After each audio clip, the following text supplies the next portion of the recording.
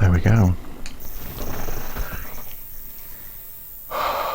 Hello, and welcome back to another episode, to a completely unplanned, unfiltered reaction to my viewing of the Joker movie. I just went to see the first possible showing in this cinema closest to me, 11:40 in the morning, 2D IMAX, and this is going to be a spoiler-free video. I'll probably do some in-depth thoughts, I think, next week, but goodness me, what a film. I think this film has done,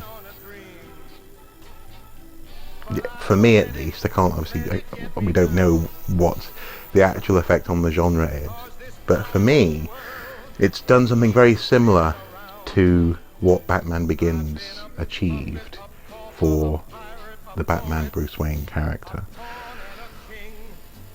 but in almost exactly mirror fashion. I mean, I'll read some. Throughout the movie, I was making notes about themes and ideas that came to mind, and I'll expand on these in that future video. So first of all,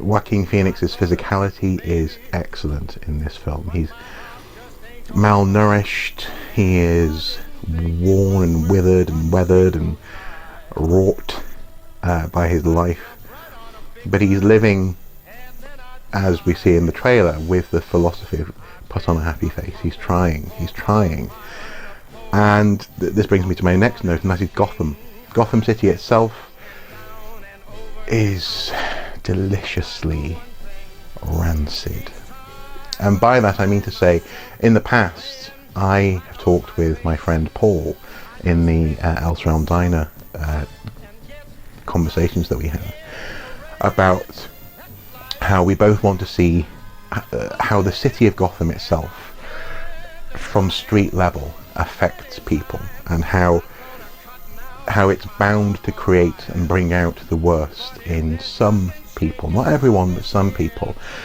and then mob mentality follows, and that is exactly what we see in this movie. We have a city that is coming apart at the seams. It's economically suffering. There's filth everywhere. Again, we see that in the trailer. And of course things snap. It's timely. Of course, it reminds me of the way things feel at the moment in Britain, with a very polarised politics, and also, for example, in the US.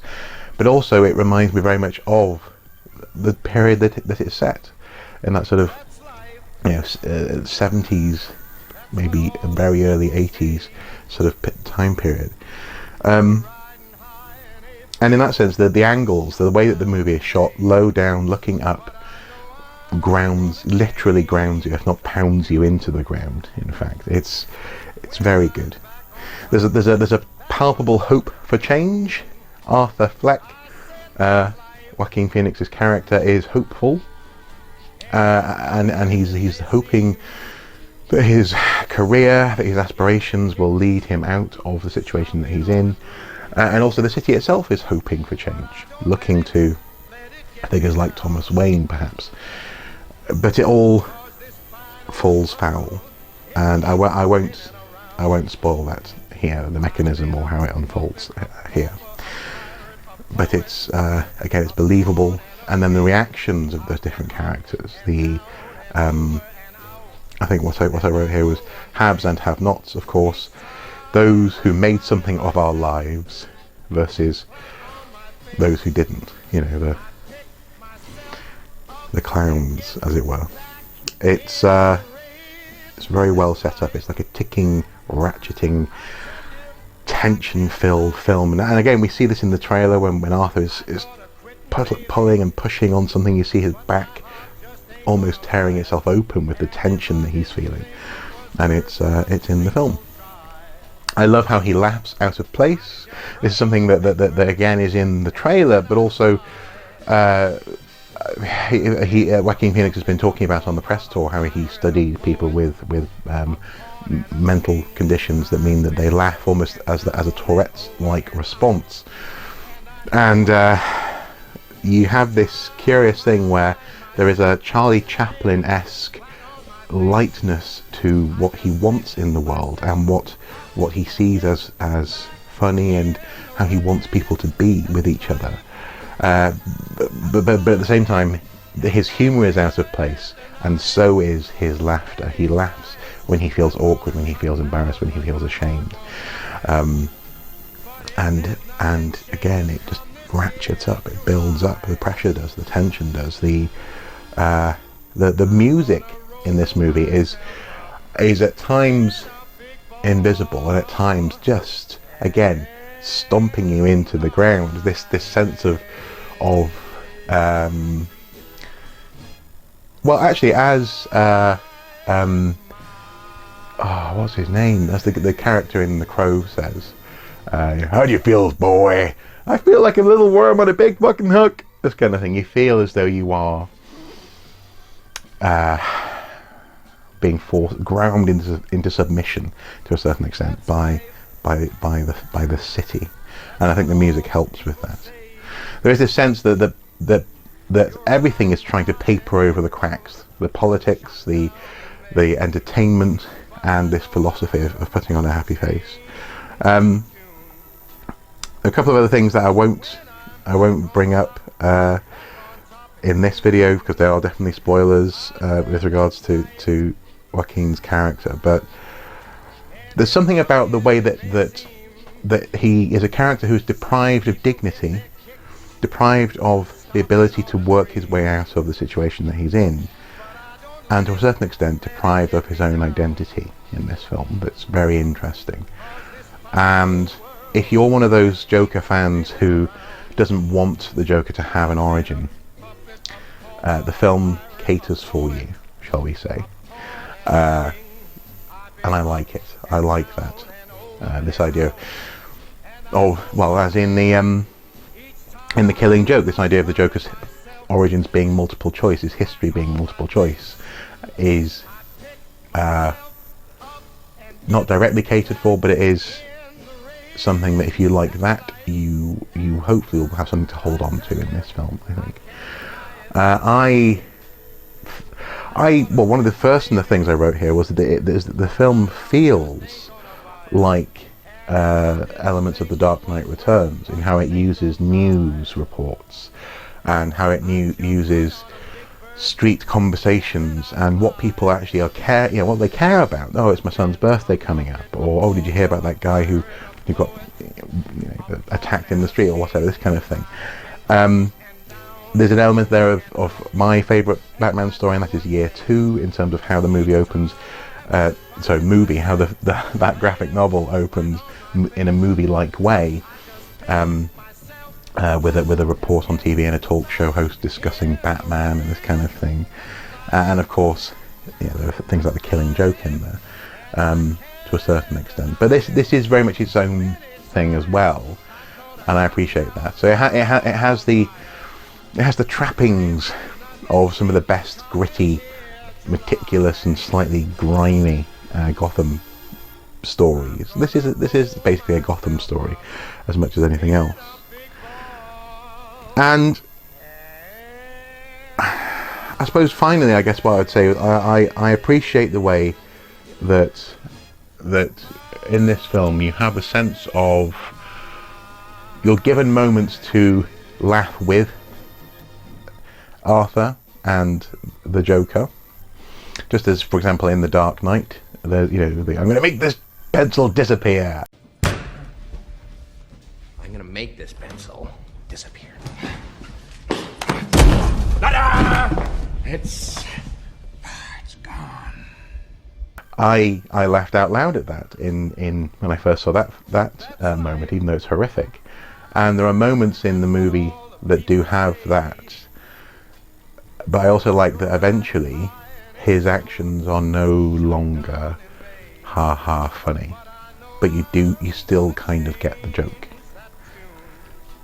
That's crucial, because lots of people have been talking about how, oh, this makes you empathize with people who commit terrible acts. No, it doesn't. It makes me personally, on the one hand, I go on this journey of feeling sorry for Arthur and seeing him rebuild himself, become emancipated almost. I actually wrote here, transformation, nothing left to lose. There's another note there that I won't say, because again I don't want to spoil anything. So you feel that, and there was a moment when, for example, in the trailer, we see him dancing down the steps really confidently. He's physically transformed.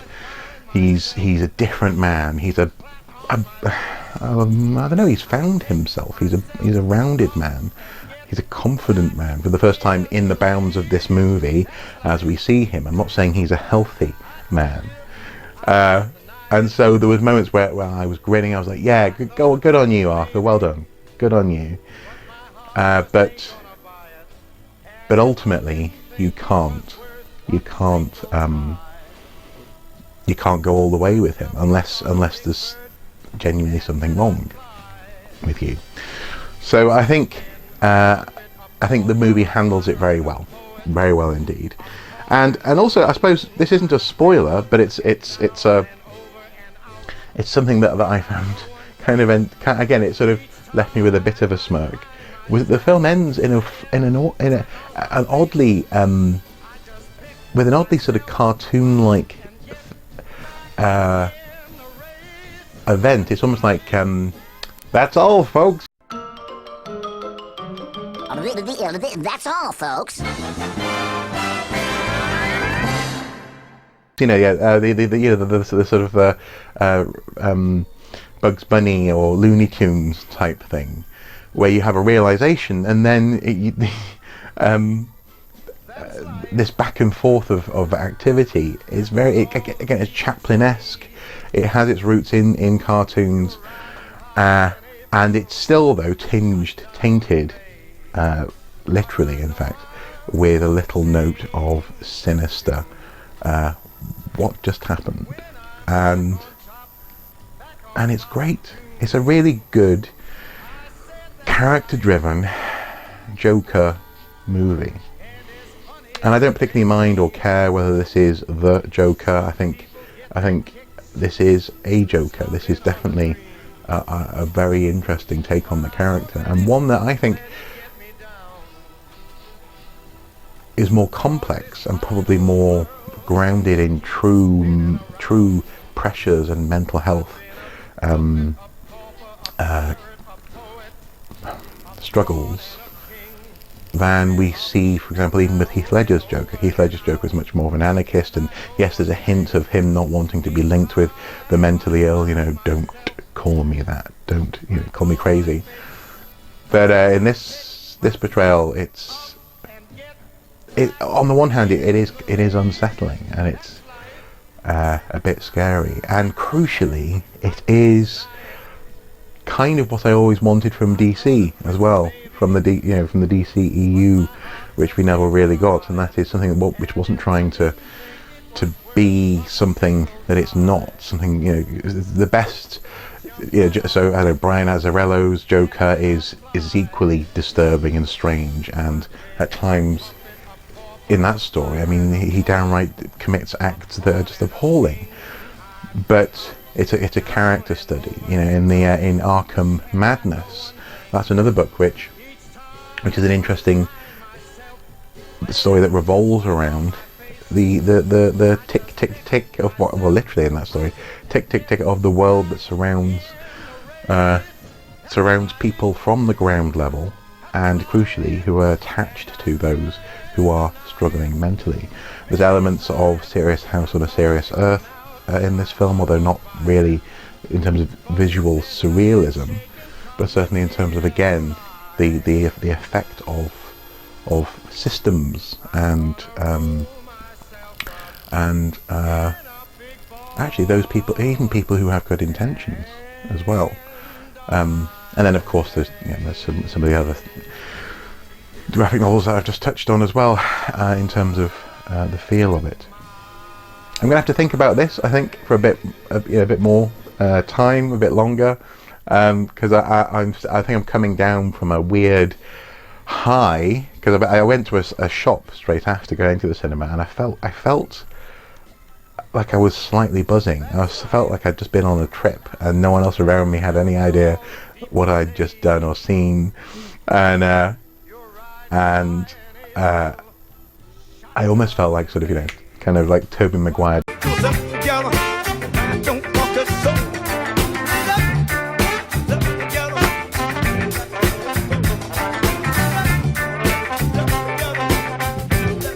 Well, no, not Tobey Maguire. No. You know what I mean? It was a very exciting experience, and now I think I need to intellectually kind of process it a little bit. Incidentally, as well, on the way out of the showing, there was a guy handing out these posters. I accidentally picked up 3 because they're all sticking together. The Joker on a subway car, Joaquin Phoenix sort of merging into the masked portrayal of I don't know, is it his alter ego? Certainly of what he becomes, and above it says "out of order." That's definitely going on the wall, I think, probably somewhere behind me. So unedited for the most part. I might add in a couple of images here or there. Certainly unscripted and hopefully without too many spoilers. But I simply had to share my initial thoughts, partly because I have a few friends who probably want to share in the conversation, but they haven't seen the film yet, so I'll let them see this. As ever, guys, until next time, do take care. Bye bye.